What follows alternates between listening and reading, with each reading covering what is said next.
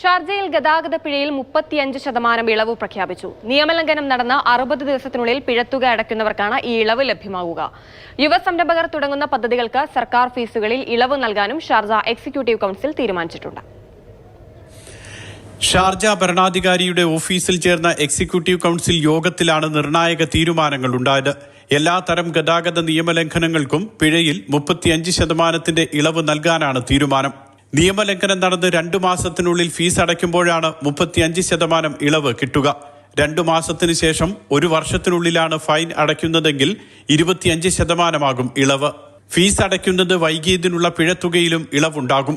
മാത്രമല്ല, വാഹനം കണ്ടുകെട്ടുന്ന കാലാവധി, വാഹനം വിട്ടുകിട്ടുന്നതിനുള്ള ഇംപൗണ്ട് ഫീസ് എന്നിവയിലും ഇളവ് നൽകുമെന്ന് അധികൃതർ വ്യക്തമാക്കി.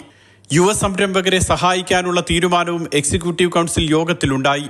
ഷാർജ സംരംഭകത്വ ഫൗണ്ടേഷൻ റവാദിന്റെ അനുമതിയോടുകൂടി യുവസംരംഭകർ തുടങ്ങുന്ന സ്ഥാപനങ്ങൾക്ക് സർക്കാരിന്റെ വിവിധ ഫീസ് ഇനങ്ങളിൽ 50% വരെ ഇളവ് നൽകാനാണ് തീരുമാനം. Mathrubhumi news, Sharjah.